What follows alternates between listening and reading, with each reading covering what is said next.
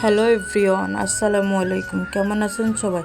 আশা করি সবাই অনেক অনেক ভালো আছেন। আজকে আপনাদের আমি একটা রেসিপি তৈরি করে দেখাবো, সেটা হলো ক্যারামেল চা। ক্যারামেল চাটা কিন্তু খেতে অনেক অসাধারণ হয়, বুঝছেন? তাহলে আমরা রেসিপিটি শুরু করি। তার জন্য 2 চামচ চিনি দিয়ে এটাকে সামান্য একটু পানি দিয়ে মেল্ট করে নেব। মেল্ট করে একটু জোরে জাল দিতে হবে, তার ফলেই এরকম একটা পারফেক্ট একটা লাল রঙের একটা ক্যারামেল তৈরি হয়ে যাবে। এটা ভয় না, এতে কোনো পোড়া গন্ধ বলবে না, কিন্তু খেতে কিন্তু অসাধারণ হয়। আপনারা এভাবে ট্রাই করে দেখতে পারেন। এবার আমি 1 কাপ লিকুইড দুধ দেব। দেখুন 1 কাপ লিকুইড দুধ দিয়ে দিয়েছি। ভয় নাই, তাহলে কিন্তু একটু শক্ত হয়ে গেছে। ওটা কিন্তু দুধ যখন জাল হইবে তখন আস্তে আস্তে গলে যাবে। দেখুন দুধটার কালারটা কিন্তু চেঞ্জ হয়ে গেছে, লাল হয়ে গেছে।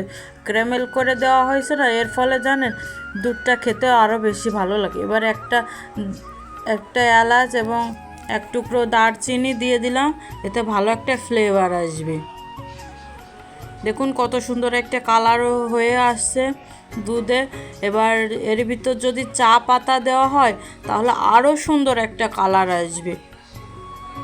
এভাবে কে কে কে ক্যারামেল চা বানিয়ে খেয়ে থাকেন একটু কমেন্ট করে জানান তো। আর যদি না খেয়ে থাকেন তাহলে একটু কমেন্ট করে জানাবেন। পারফেক্টলি ক্যারামেল চা। দেখুন এখানে আমি দুধটাকে একটু জাল দিয়ে কমিয়ে আনছি। এবার এখানে আমি 2 চামচ চা পাতা দেব।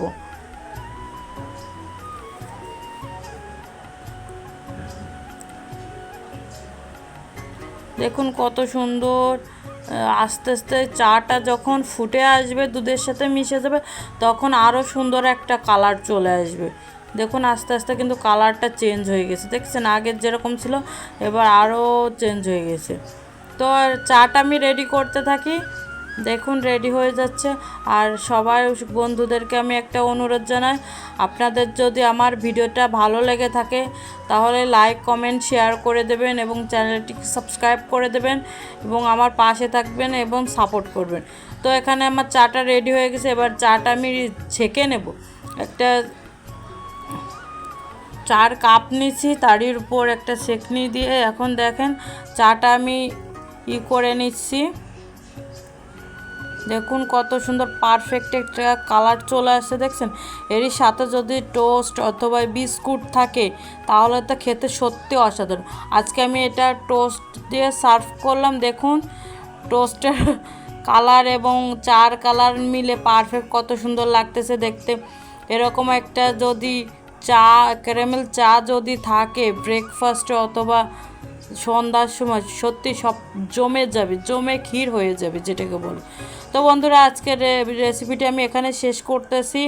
যদি ভালো লাগে থাকে লাইক কমেন্ট শেয়ার করবেন। আপনাদের সাথে দেখা হচ্ছে নেক্সট কোনো ভিডিওতে। সবাই ধন্যবাদ।